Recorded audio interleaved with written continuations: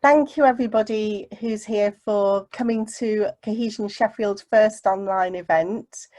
I think you'll agree that all of us are on this journey of learning how to do these events, so we do hope this all runs smoothly. But I want to say a big thank you to Mike Papias and John Darwin from Centre for Mindful Life Enhancement, because they're hosting this meeting for us and helping us with the background technical support.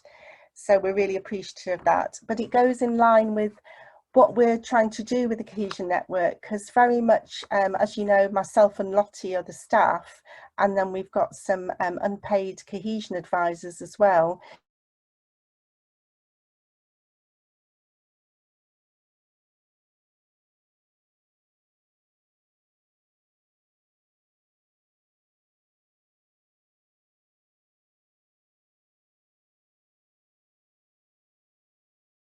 Because they're supporting us with doing a brilliant Google Docs evaluation form and creating a LinkedIn group. So we're, you know, all of us are upskilling all the time. So it's just examples of how we can support each other. So if you, you know, I think you all know that you're on mute, and that's how we'd like you to stay until it comes to the breakout rooms. The only people who'll be speaking at this time are myself chairing it, and then each speaker in turn. If you can make sure that you haven't got any other distractions, just want you to all know that we are recording the session, and it will be a video recording as well as the sound recording. So if you're not happy to be on video on it, you can just switch your video aspect off. But we would like to see your faces if that's okay with you, because we are all living in this 2D world, and it's good to at least see each other in this way. So yeah, there will be the chance to speak in the breakout rooms. Lottie in a little while will be sharing a document from Faith Star. They weren't able to come today, so they've prepared an impact of COVID-19 document, which will be useful for everybody to read, but she'll share it in a little while when we know we've got more people on it, because when people join, if something's in the chat already, they can't access it. So look out for that coming up. You are free to use the chat facility, and we'll be keeping an eye on that and respond as well as we can on there. Yeah, the other organisation that gave their apologies was Sheffield City Council as well. I think our main contact there has been ill and just come back to work. So those are the main apologies from organisations that I've had today. So I think what we're going to do is we're going to start the session. I just wanted to bring to your attention that Cohesion Sheffield's joined the Sheffield Race Equality Council, and we will be submitting some evidence later this week. And you know, we encourage everybody to get involved and behind that Sheffield Race Equality Council as much as you can. We'll send out the link later on to make sure that everybody's got that. So the first speaker that we've got is Marina Larius from Innova. So I'll hand over to you, Marina, and thanks very much for presenting first.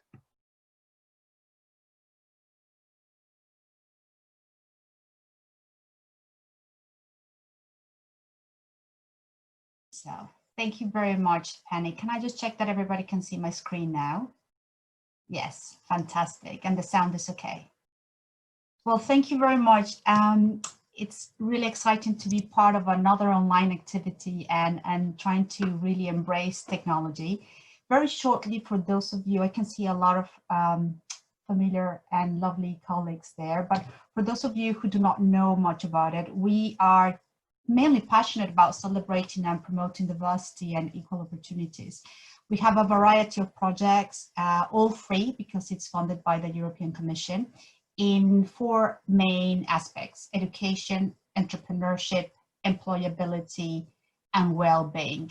So you can all go into Innova Consult website, and then under the projects, you can just filter per sector and per country, and you will be able to see all the projects that we have been embracing. And the first question that I think was very relevant that Penny asked us is that top 3 ways overcoming the impact of the pandemic. And I think here we have to walk the talk, because we are an organization about innovation in education and entrepreneurship. So that was a great challenge, that instead of just giving courses, to apply it for us. And the first thing was the hunger for digital knowledge. It's just, instead of turning this into anxiety, turning it into like novelty.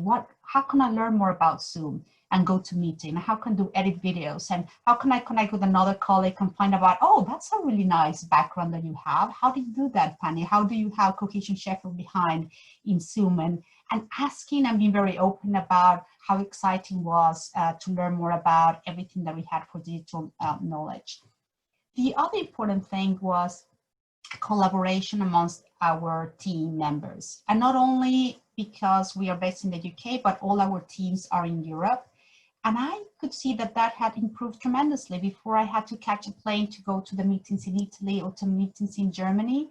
And now, because we are online, we really have got to know more about each other. Even if in our team meetings that we start every morning at 9 o'clock, we really got to find more ways of challenging those boundaries.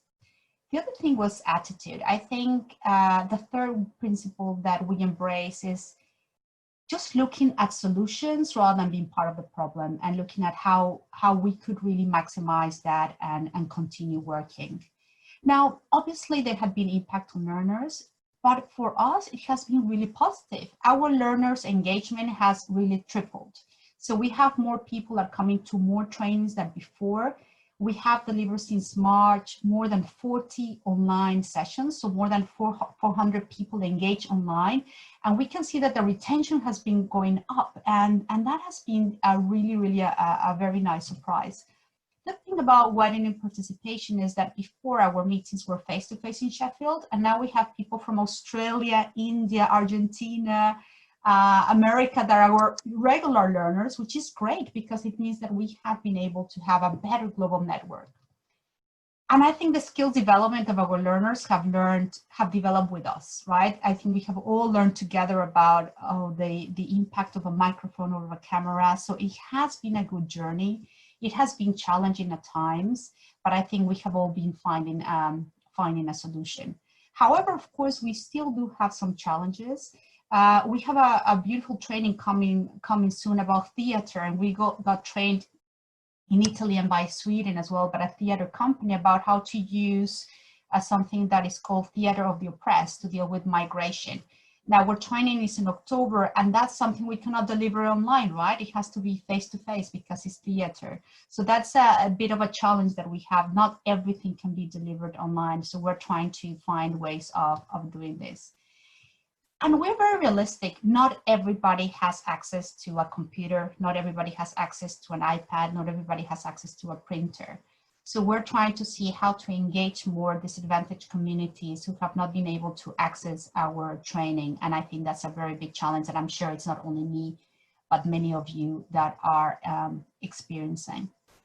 But in a positive note, I think it is all about collective learning and building experiences. And this event, which I think it is fantastic, it's all about that. It's about sharing stories and finding more about how we can support each other from our learners' perspective, but also with regard to our skills development. Finally, please do contact us or follow us on Twitter or LinkedIn if you really want to connect and learn more about it and see how we can keep on doing what I call action learning by doing. Thank you very much, Penny. Thank you, Marina. That was brilliant. And thank you very much for modelling keeping to the 5 minutes, because I know it is a challenge for presenters. But hopefully we're getting the essence of what it's been like for everybody over this period. So I'd like to next move on to Stella Burton from SAFTI, Sheffield Voluntary Teaching of English.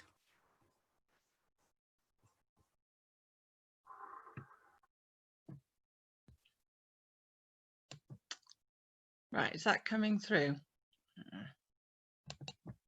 Okay, can everybody see that? Yeah. Okay. So just as a quick introduction, so SAVTI, in terms of how we feel that we want to make a contribution to cohesion and community development in the city, is that we are really moving our work to working on a community-based model, which is around working with local organisations. We're really looking at recruiting and supporting volunteers from within the communities where we're working, and how we work with our learners through the volunteers is about building up confidence, local knowledge, connections, and it's about empowering people to sort of become more active citizens within their communities. So that's our bigger picture. But in this COVID world, our three things that happened in the beginning was we just had to remain proactive. There wasn't an option to just stop. So we've kept things going by working with volunteers and learners, keeping up communication. We went back to basics through getting some funding for interpreting to really understand where people are at and what their needs were. And you'll see on the next slide that we started understanding where the barriers were and what the needs were in terms of technology and digital and data packages. And we recognise that digital, although we're very much about face-to-face and connecting people, we recognise that digital is here to stay, and therefore we've developed work around digital inclusion and that entry level into the digital world. So not just online English learning, but actually how to access. And so we've started to distribute Chromebooks and smartphones, but we've also got a digital inclusion technical support worker. So you're going to get these slides, so I won't go, because of time, I won't go through, but that's a summary of what we did during lockdown. The next slide hopefully shows, why won't it go forward? It's not helpful, is it? Let's just go. Anybody know why it won't go? Aha. So rather than go through this now, because you'll get the slides, but if you want to know the findings from 88 learners that we individually consulted with an interpreter over the phone, these are some of the data that you can have a look at. So it gives you access to internet, access to devices, use of social media, and requests for devices. So that was really useful in terms of helping us identify who we can provide technology for.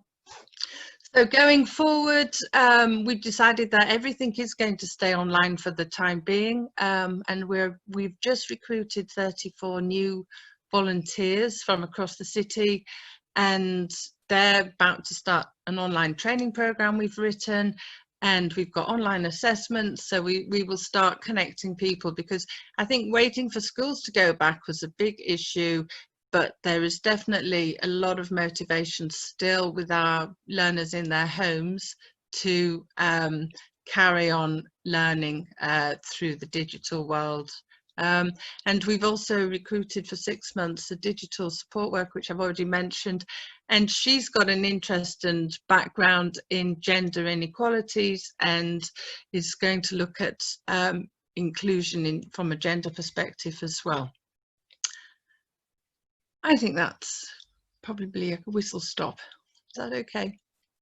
Yeah, thank you very much, Stella. That's great. And it will be good to share the slides afterwards so that people can see those stats, because it is always helpful to get a good idea of everything.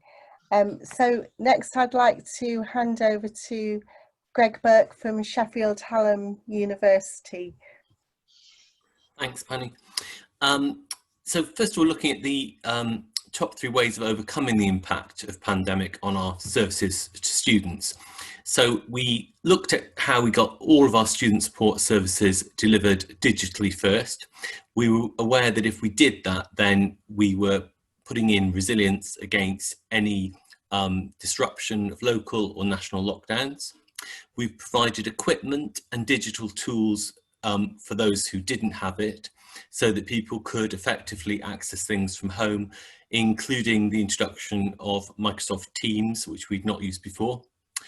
We had targeted support at students known to have been adversely impacted, including a laptop fund to support students in digital poverty, and additional support from the disabled student support team for clinically vulnerable students. We worked with Sheffield City Council Public Health team to ensure we had a robust outbreak control plan in place and actively promoted preventative measures and responsible behaviour across the campus where anyone was actually accessing things on campus. So once we put the things in place, we recognised that it was really important to collect data, because it was quite easy to assume that things were working okay if you didn't hear from people. So we put in place some robust data collection to get a good understanding of what was actually happening.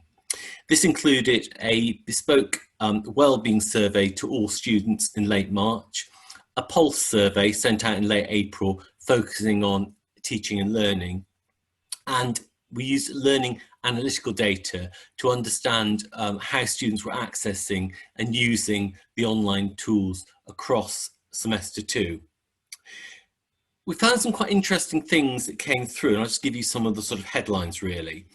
So mature students and commuter students tended to be more positive about the experience of remote teaching and learning than those students who perhaps fell into the more traditional age group and perhaps, you know, being on campus. So I think they found that the transition, it perhaps wasn't such a big transition for them and felt much more like what they were used to. BAME students and students with disability, caring responsibility, or students who are estranged were more likely to identify challenges with online teaching and learning and their own well-being. So I think what we found from the data collection was it was very different, the impact on different groups, and actually it would have been very easy to have felt that it was working well across the board if we hadn't done the data collection. It actually highlighted some particular groups for whom it wasn't working very well, whereas it was working quite well for the majority. So 24% of students with caring responsibilities are not living with someone who could help them, compared to 14.6% of students without caring responsibilities. And 37.9% of estranged students are not living with someone who could help them, compared to 14.5% of students who are not estranged and 22% of students who preferred not to disclose. So it's quite an interesting issue around that the home environment of the student became much more important in this period than it was, although always important, it was more important when people were isolated physically from their student body. The home environment became very important. So 18.9% of BAME students are not living with someone who could help them, compared to 14.4% of white students. BAME students and estranged students were also more likely to be self-isolating than their peers. 61.1% of BAME students were self-isolating, compared to 49.7% of white students. Students with disabilities and caring responsibilities were more likely to envisage difficulties accessing the internet. So we found there was quite a difference in different groups around their ability to access the online offer. So 34.6% of BAME students agreed with the statement, remote access to library resources has supported my learning, compared to 46% of white students. So we found quite a big difference really between people from different groups and their ability to access what was on offer. So what are the remaining challenges? The HE sector are concerned about the impact on student life and behaviours away from campus on the spread of COVID-19. We're actually actively engaged in working with a range of stakeholders across the city to mitigate this, but we are very conscious that the student experience could be very different for people during this period, and particularly could be very detrimental for particular groups, as I've identified. we're working to look at how can we create a hybrid offer to people so that they do have a student experience. I think that's time. Okay, that's fine. I'll finish that there. So we're offering a student hybrid experience to try and make sure that we can manage through this COVID period, but give people the best possible university experience. Thank you very much, Greg. And also if you would be able to share those stats with us, because I think there was quite a lot to take in. I was trying to take them in and then that's fine, of course. Be useful to have. Thank you very much. And welcome to other people who've just joined recently. I've seen a few other people come along, so welcome. I'd now like to introduce Moji Elifubujo. Real apologies, Moji, if I said that incorrectly, from Utopia Theatre. Okay. Hi, everyone. It's great to see you all. My name is Mojisola Ilufoju, and I'm the founder and artistic director of Utopia Theatre. We're a Sheffield-based theatre company, and we're passionate about producing for the British stage, and also we work internationally. The approach we have to theatre is one that kind of celebrates elements of the culture and language and the traditions of Africa. The company was formed in 2012, and we synthesize African and Western performing traditions to celebrate the meeting of different cultures. How have we overcome the pandemic? I mean, most of what we've done, kind of stuff that people have talked about earlier, which is trying to remodel the organization and operate and find ways to operate remotely, including working with digital experts to try to find a way to engage all of our staff who are now working remotely. But mostly what we've engaged with is trying to find positive ways to address all of the challenges that we faced during the lockdown, and just trying to see the positives in every negative. For example, we had a production that was meant to open just shortly before we were locked down. And what we did with that was just trying to bring some of those audiences to our online platform and continue to engage with them and develop a relationship with them. So we set up a creative hub online. And that in itself has been a huge advantage, because from a local company, we suddenly were able to attract audiences globally. The effect of the pandemic itself was that we lost our operational base at Sheffield Theatres, which accommodates our staff, and where we've been since 2012. We had lack of access to utilities and all of the facilities that that building itself provided. Also, because it was the place where we made our productions and where we met the community and engaged with the board, that proved slightly difficult to move all of that online. The momentum of the work that we do as well, especially the work that we were doing within the community, that momentum stalled, especially because that production itself was something that we'd spent a number of years working on. And also we lost revenue, which was, well, a lot of money really. We lost over £40,000 that we would have gained if that production were to go ahead. I think the remaining challenges and our request for support really is theatre at the moment faces a huge uncertainty in terms of what the future holds. There's a recession, as you're all well aware, and theatre doesn't appear to be priority in terms of the government's thinking. And our task at the moment is, how do we get people back into theatre safely? How do we build audience confidence? How do we continue to find ways to engage and support those in our community who are vulnerable? Because as much as we're a theatre company, we also use our work to engage people in the community, to serve them, to ensure that they have a voice. We're engaged actively politically within the community. And we've spent a lot of time working with those who have been affected by COVID-19. And as you're all aware, the impact is greater on people from ethnic minorities, who account for 14% of the population, but make up a third of those who are critically ill of coronavirus patients in hospitals. And our mission is to continue to reach those people and to continue to support them.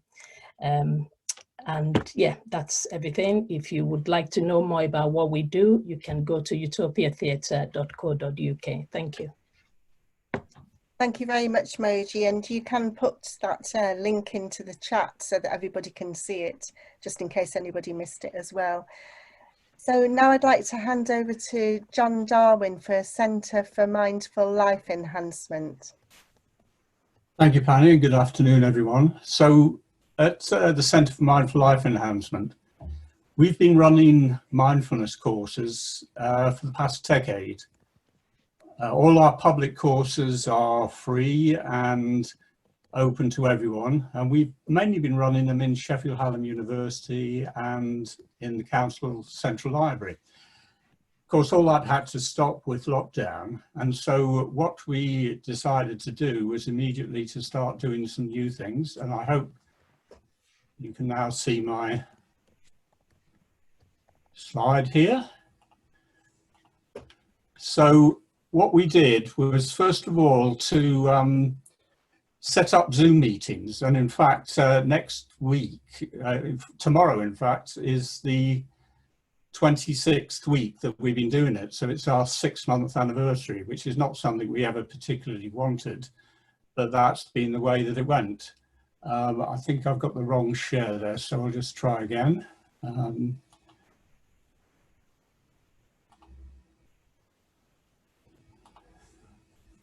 No, it's not coming through.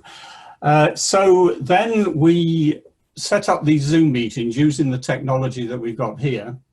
And we've been running them an hour a week and getting 30 to 50 people. Like Marina, we found that we've got a sort of global reach. Although we mainly go for Sheffield, we've had people joining us from South Africa, Canada, Spain, United States. And the Zoom equipment's worked pretty well for us on that. Then we moved to setting up a mindful aging course. Now, we've been running courses in mindful aging with the University of the Third Age for several years, but we'd already recognised that quite a number of elders find difficulty getting to venues. So what we decided to do was to develop an online course, and of course with lockdown that got much greater priority. And we basically created an online course that people can take entirely to their own speed, we created PDF files which have the advantage that you can put hyperlinks in. So those hyperlinks then link into other parts of the documents or to guided meditations that we have on our website or to YouTube videos. We've created over 50 YouTube videos to work in the course. And this is proving very, very successful. We've got 120 people participate. You know, we only set it out a couple of months ago. And again, while we're trying to focus on Sheffield, we're also getting people from across the country, particularly through the U3A. And participant feedback is that they're finding the approach and the structure that we're using very accessible, and they're enjoying using it. The third thing is that we took our lessons from all of that and restarted our mindfulness-based life enhancement courses, which we've been doing in the centres, and we're now doing them online. We've just finished one last month and we have another one starting at the end of this month. And we're finding that, again, these are proving easy for people to access. We've had 20 on the last course. We're going to have the same at least on the next one. We can actually take more people than we used to. But of course, there are limitations. We have to operate online for all of this, and that does mean that it's people who can get access through the internet. We can't really access our materials to people who aren't online. And we don't have the resources to do that. We're all volunteers, we're all giving our services free for it. And in the past, we worked on the basis of getting people to know each other by word of mouth. We obviously can't do that so easily now. So one thing we would say is if anyone can help us to get the message over, to publicize and promote our courses and our other activities, we'd be very grateful for that help, because that's the way in which we can make all of this material more widely available. So publicity and promotion would be very helpful and would help us particularly to get to the many elders who are on their own now and can't get out and really need this sort of support. So that's it. Thank you very much. Thank you very much, John. And I know that Johnny from Mantra Media is going to present at the end, and he might have something that he can help you, because I know he'd emailed me a while ago offering support. But now I'd like to introduce Michelle Ward from the VAS New Beginning project. Hi, can you see my face? Sorry, I was just typing in the chat to John. If you could share, John, the links to your online mindfulness course, I'll gladly share with our clients. That would be fantastic. And on Facebook as well. Yeah, so my name's Michelle Ward and I manage the New Beginnings project. We work with asylum seekers and refugees, helping them to access education, volunteering and employment. Lockdown had a huge effect on our project, both for staff and clients, because everything we do is face-to-face. So March, I'll rewind from March onwards, when the lockdown first started, we made over 500 wellbeing calls to clients, families, individuals, finding out how they were doing, making sure that if they were shielding, we could support them to get food, medical medicines, prescriptions, all that sort of thing. I have to say, probably 75% of our clients actually isolated for more than probably 3 months. It had an immense effect mentally and physically on our clients, and still continues to do. So we had to seriously rethink how we did our work, because obviously everywhere shut. Volunteering, there were no volunteering places. Education, a lot of it's online. Probably 60% of our clients don't have a laptop or an iPad. Some have Android phones. A lot of them don't have Android phones. They have their little Nokia, you know, they're probably about 10 or 12 pound. So they don't use WhatsApp, they don't use internet, Facebook, things like that. So we've been making calls every week, and we've done it on a rota basis. So the 5 staff members have all got people that they ring. The more vulnerable ones, we'd sent out over 600 text messages to everybody asking what do they need, how can we help. Over 100 clients accessed food banks and food bank referrals. 5 families were referred to the home school project. It was a project set up by Hilary from South Yorkshire Law and Justice to help families that didn't have access to get online to help their children continue with their education. So 5 asylum seeker families were given data and laptops to keep so that they could still take part in education for the children.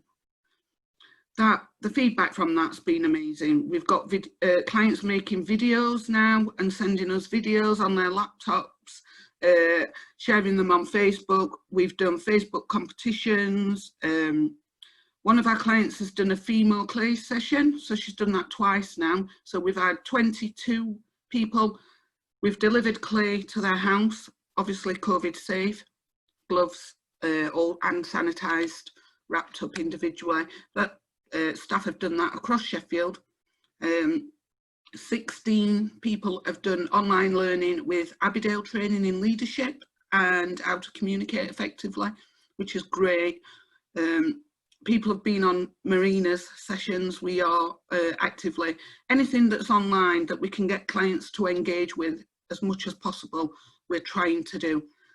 56 families were referred to the Healthy Holidays project across Sheffield. So they got each week a hamper and they cooked food.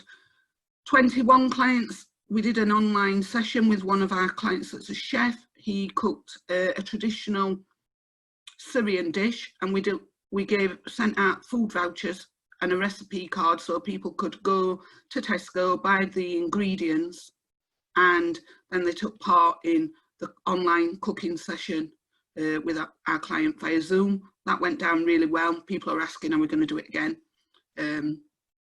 So yeah, it's been very difficult to engage people online. Unfortunately, people are still asking, can they come to the office? And we're trying to explain that we're working from home.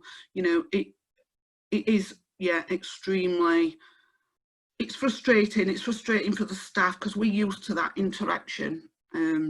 Unfortunately, it's had to stop. But, sorry.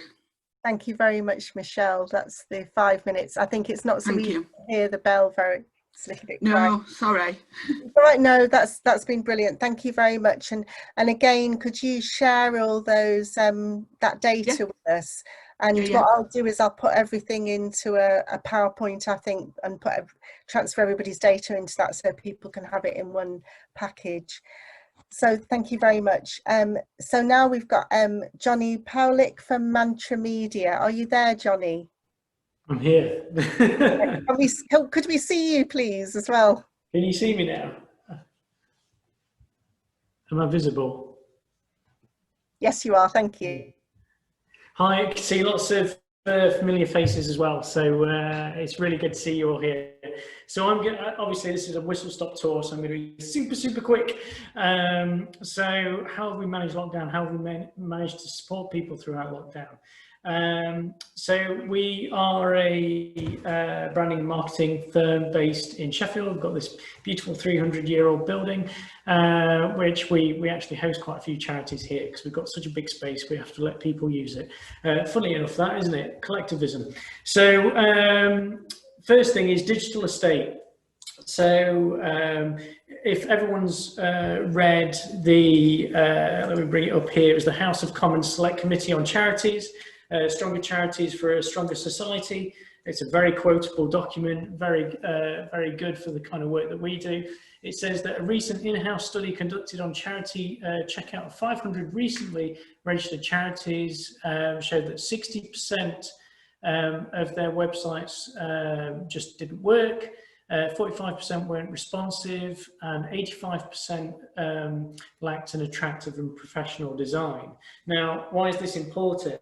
If you have empathy, you'll understand that people will absorb things in different ways from a psychological perspective. If user journeys don't make sense to somebody online, it will make it untrustable.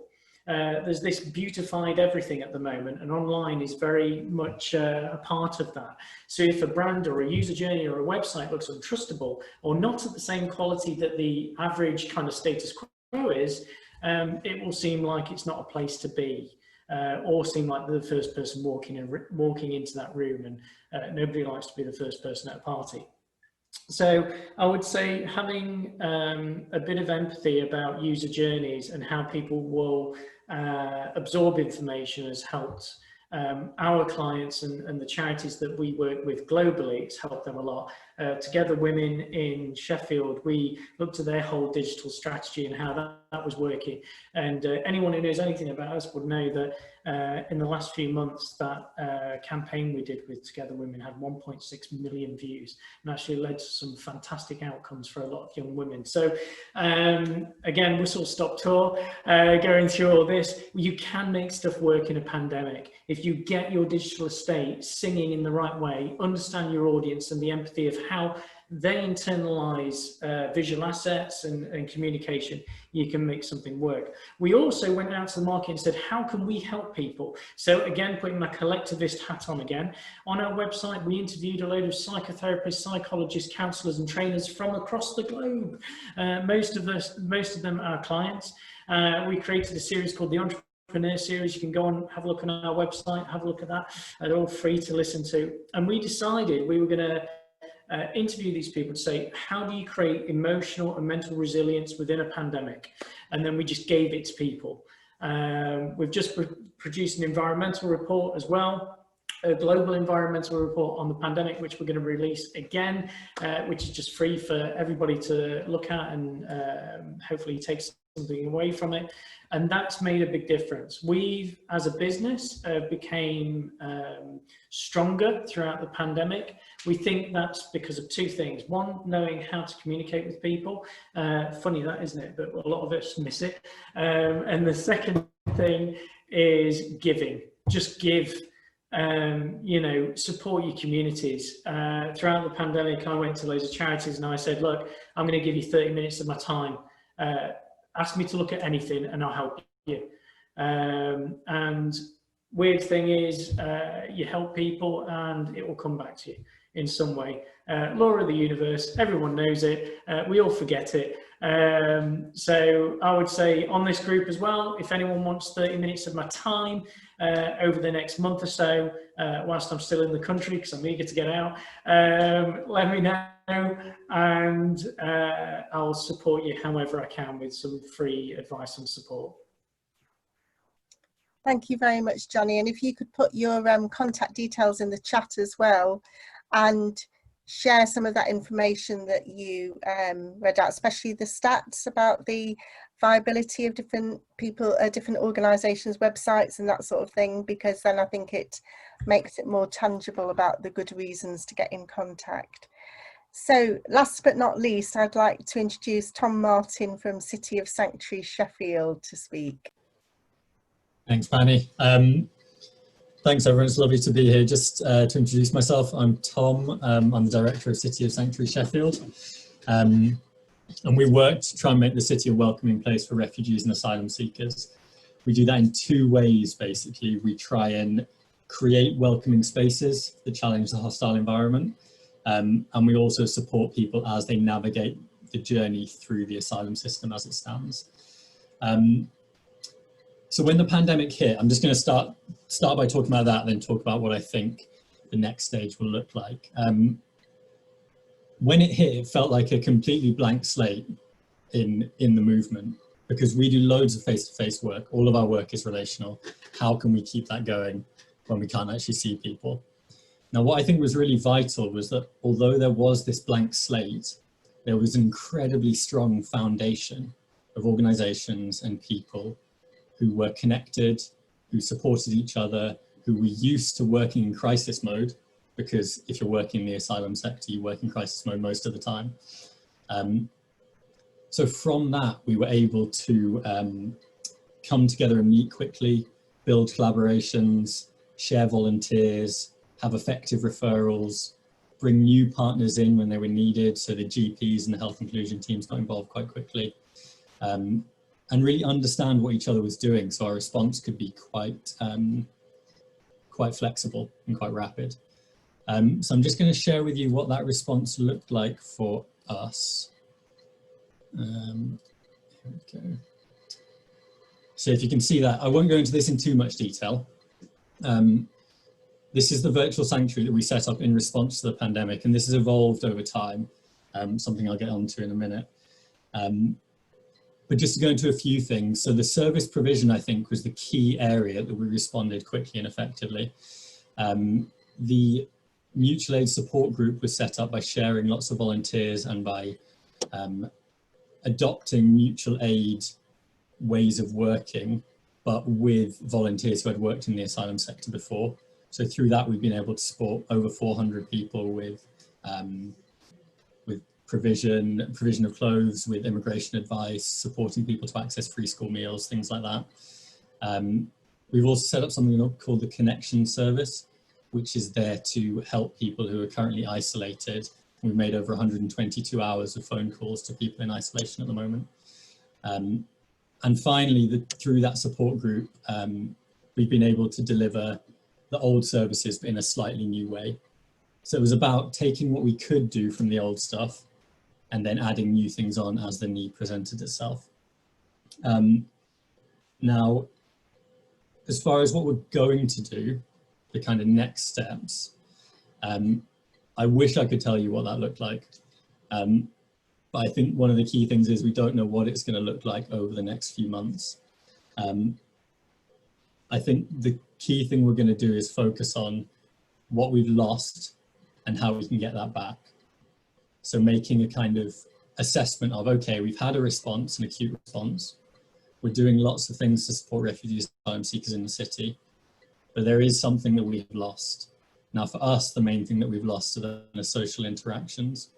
And we're looking at ways of how, as a community, we can get that back. One of the key things here, and I think Moji mentioned it as well, is making sure that we're reaching out to the communities that are effective. It's really easy, I think, to feel isolated and to become more isolated as we sit in front of our computers with people not walking in and giving us feedback. I think it's really important that we are proactively reaching out to communities and asking what is going on and educating ourselves about what's happening so we can respond effectively. And I think another really key thing that we've done quite well so far, but we need to keep on top of, is making sure that as we redesign things and as we develop services, that we actually monitor as we go. So we see, okay, there's a spike in people asking for food, let's respond to that. We see that there is a lack of digital inclusion, so we respond to that. And the homeschool project is a really good example of that. So Hilary, who was mentioned by Michelle, came to us saying that she had supported a couple of people with laptops and thought there was a need there. And we were able to work with her to scale that, to run a crowdfunding campaign. And we've now delivered laptops to about 120 people all across South Yorkshire. How long have I got left, Mike? You're about out of time. Okay, that's fine. I'll leave it there. I'll leave it there.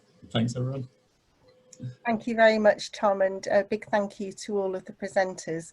You'll see in the chat that there's some different things being put there. I'm going to ask Lottie if she could share again now the document from Faith Star about the impacts of COVID-19 for anybody who wasn't here when it was shared before.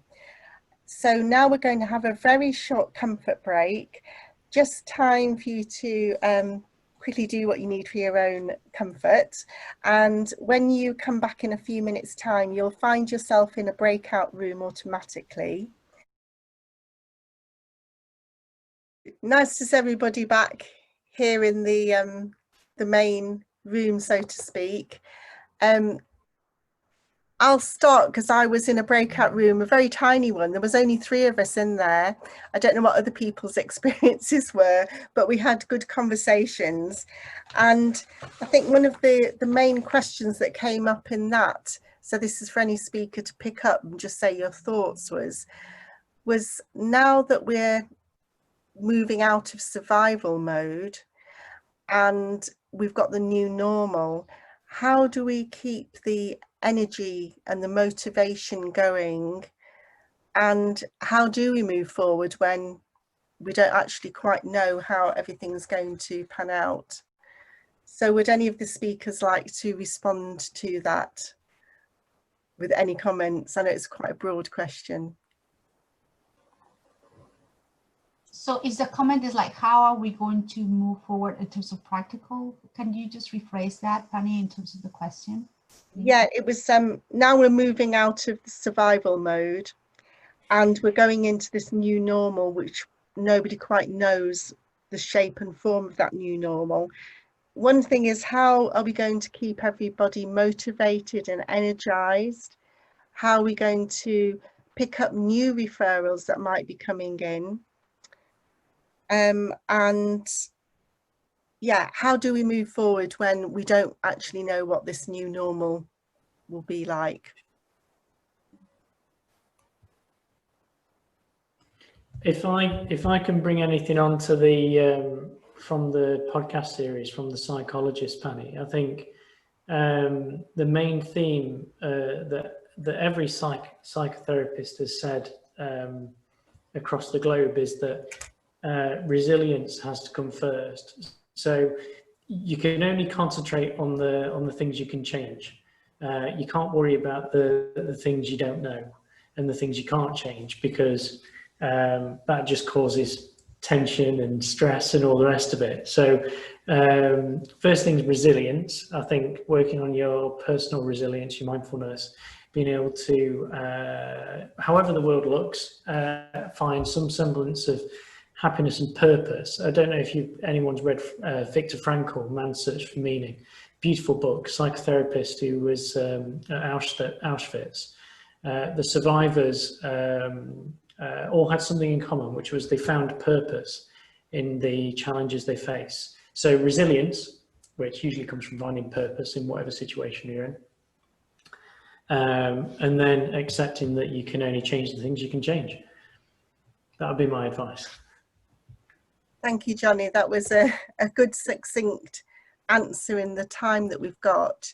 We can always come back to this if there's time, but I'd like to ask somebody else who was a facilitator. I'll just go along the screen until I come to somebody. Ola, did you end up being able to facilitate a group? Did that work?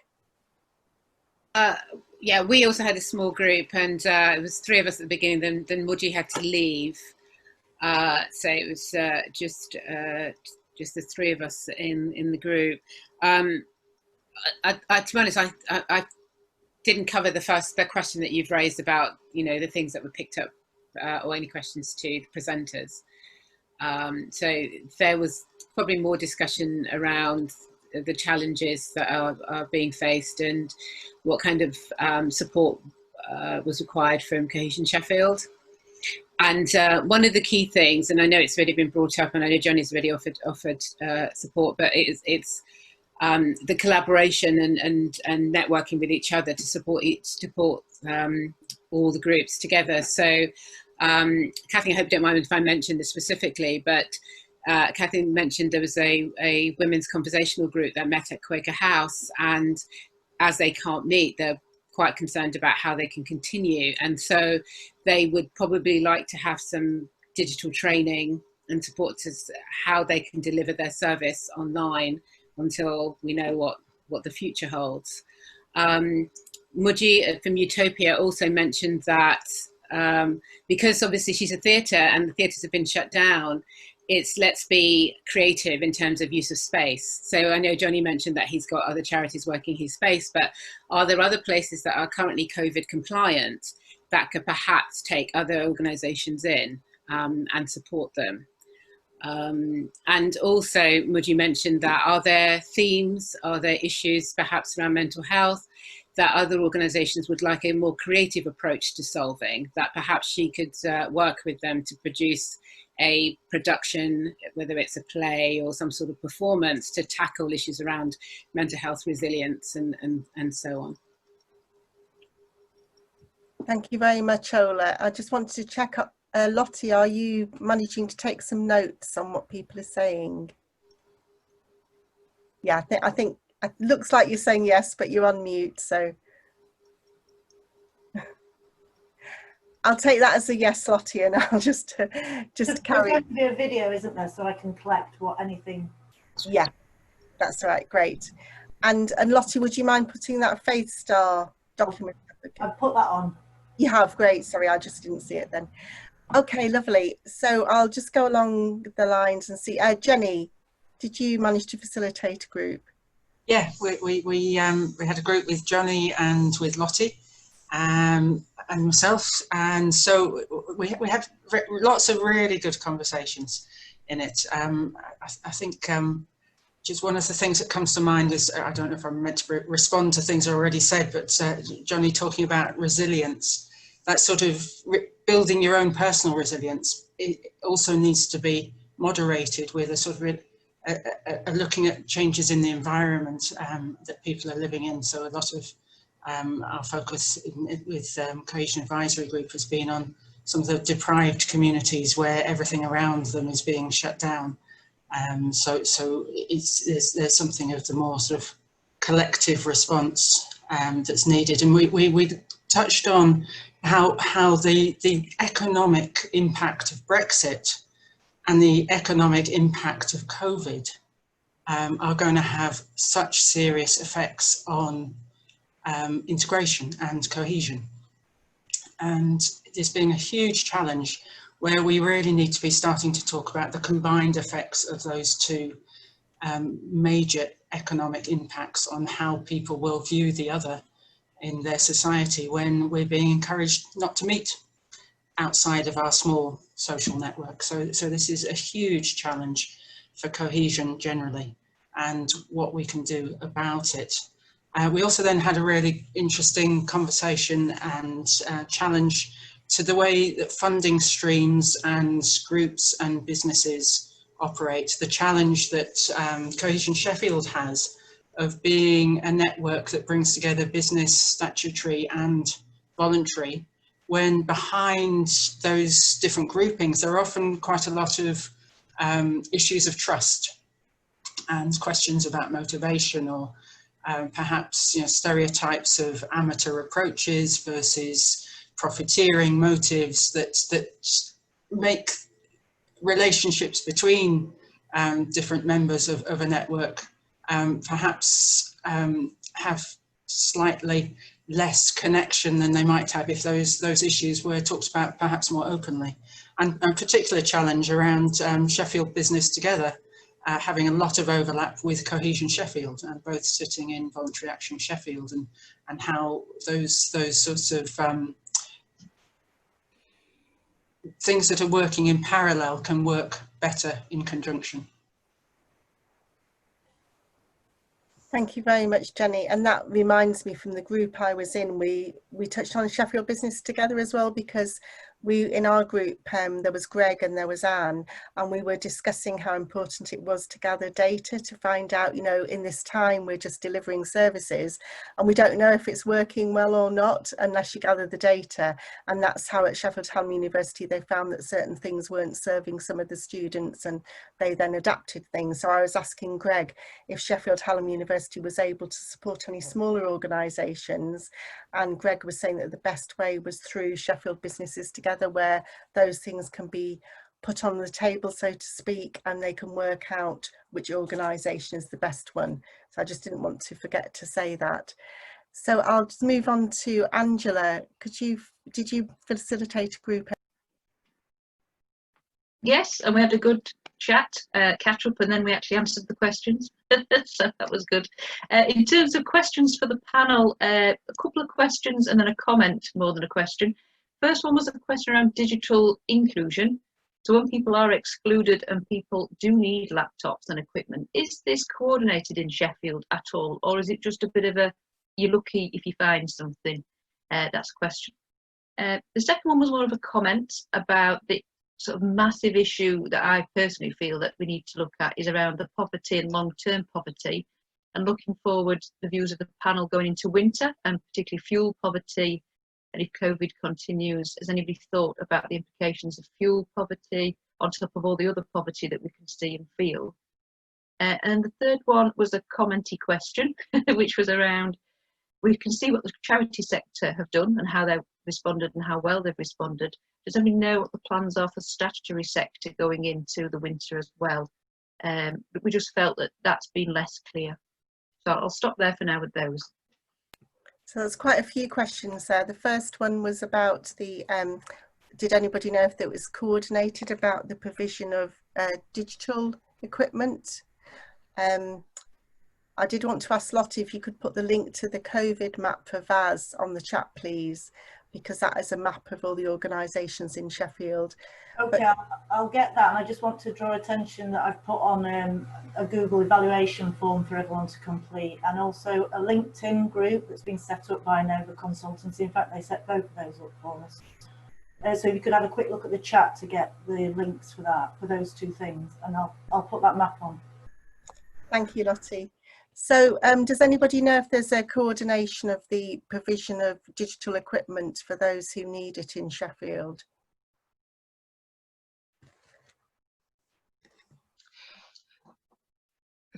No response? No, I would say there isn't. I think our experience is the fact that organisations have been proactive in terms of maybe seeking funding or means to be able to distribute to the people they've identified who need it. So obviously Savty have been able to start distributing to people who we teach in the homes. There was a project, Hillary started distributing to some people who asylum seekers. I don't think the schools, I think the biggie was going to be about schools, which I think didn't happen in the way that we were sort of led to believe it would. So it's been very, uncoordinated. Probably a longer list I could add to, unfortunately. Thank you, Stella. I think there was 2 more questions from Angela, but I'm just going to, because we said 1 question, if you don't mind, I'll just go on to Kevin so that he can actually feed back from his group, and if we've got time, then we'll go back. Thanks, Penny. Yeah, we had a very good discussion, firstly around different people's experiences of working under the challenges of the last 6 months or so, I guess, which led to a couple of summary questions that really kind of pick up themes that people have already been mentioning, but I'll put the questions to the speakers anyway. And that these are 2 linked questions, really. The first would be, to what extent do you see the changes we've been experiencing with working arrangements in particular, I guess, becoming more permanent? And in a related way, in the light of that first question, what kinds of things might Cohesion Sheffield Network deliver?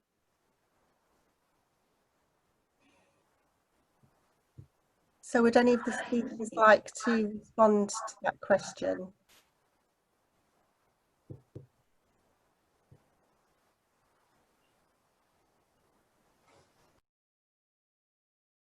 Don't any of you like the questions then?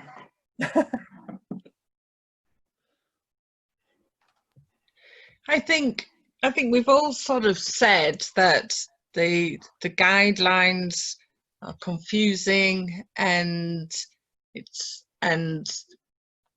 there's an infection increase, then we're all probably going to go into more stringent restrictions. So I'm talking from my own sort of like staff point of view, where we've put all of our provision at the moment online. They're very keen to sort of continue working remotely at home, and so I don't think I can really sort of like enforce them to do anything else really, although the value of human connection, and our work's all about connecting people.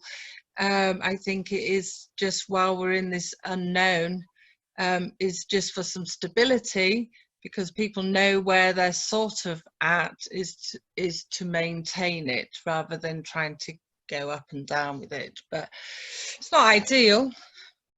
It's just trying to have, I think it's just helpful for people's mental health to have some sort of framework, knowing that, okay, for the next 4 to 6 months, we're likely to be in this situation, and I can prepare and work with it rather than uncertainty and change. I suppose that's how we've approached it in Savity. Thank you, Stella. I'm going to move on now to Ola. Did you facilitate a group okay, and have you got a question that you could ask? You've already come to me. Have I? Oh, I'm sorry. It's just because everybody's switched around on the screen. It gets difficult. So I'm just looking at the time. We knew it was going to be, quite a lot to look at, and this is our first online event.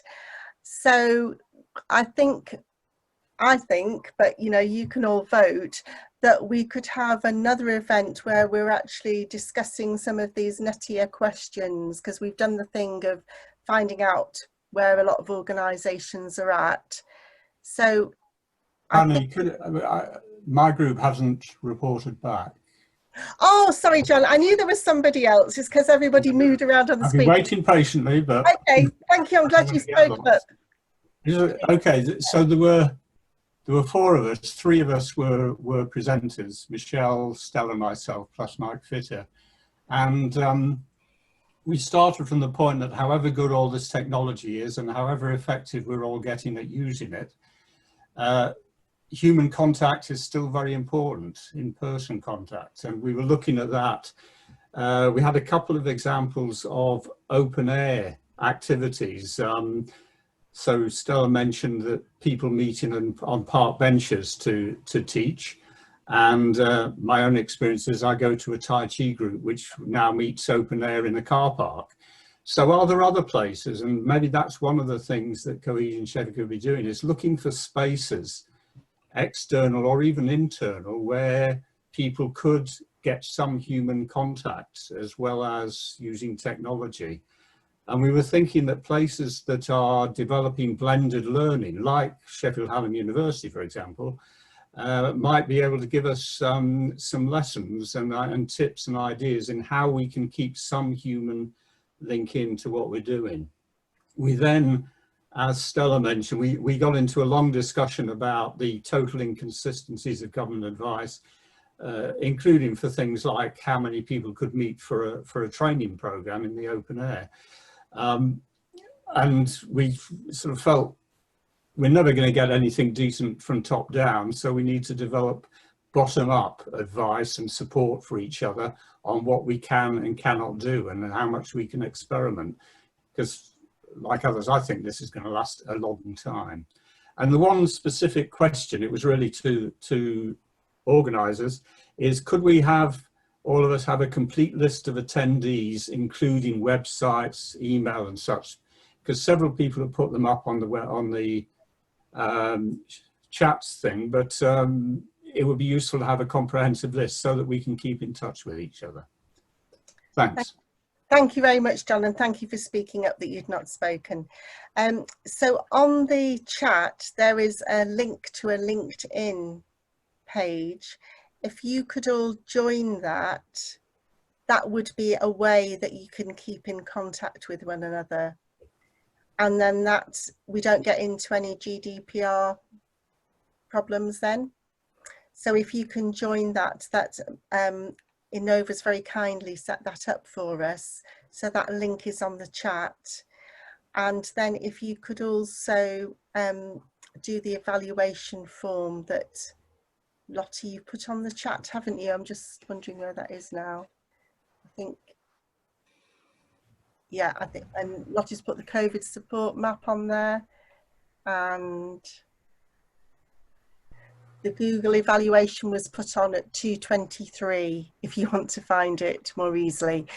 We would like your feedback, especially as this has been our first online event, so that it's likely that we'll hold another one, and we want to get it right so it's serving you as a network. So if you could fill those in.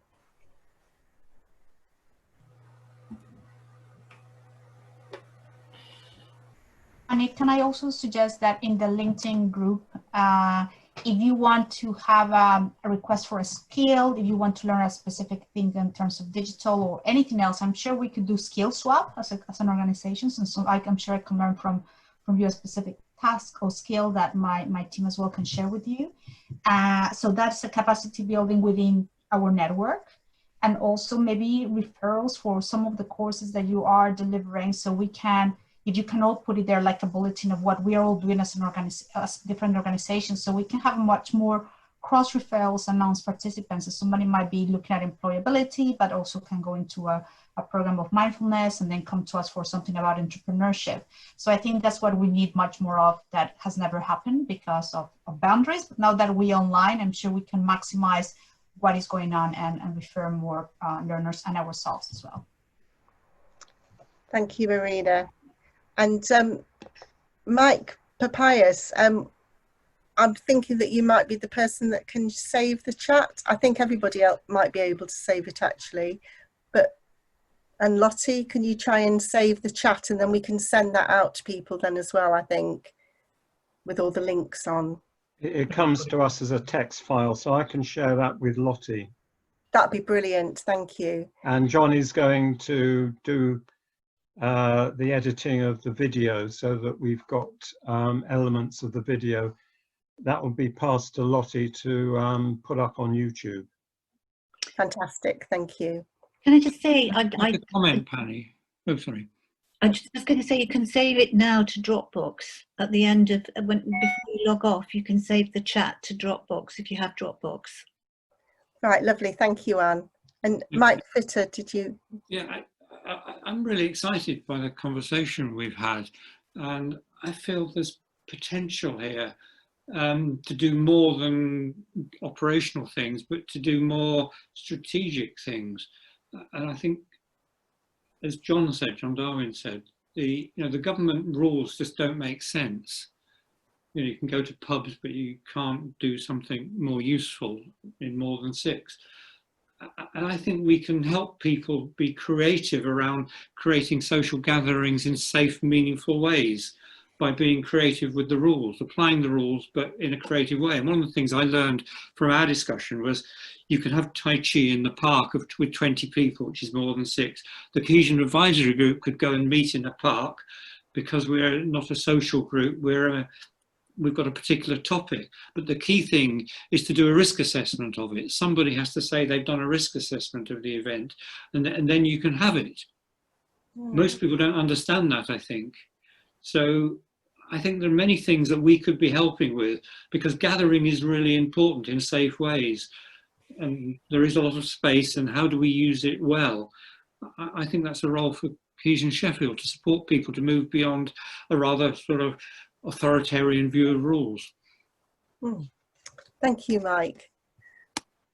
And I just That's great. agree with that. I think at the Sanctuary over the next month, we're looking to see how we can use this space to gain what we've lost. And what we've lost is that social interaction.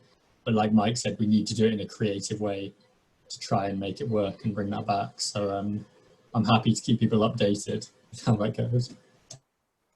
Thank you, Tom. Yeah, and also the circle building is already taking bookings, I think, now to have socially distanced meetings there as well. So that's another space. And there might be other ones as well. Were you going to say something, Sugar? I thought your hand went up, yes. You just need to unmute.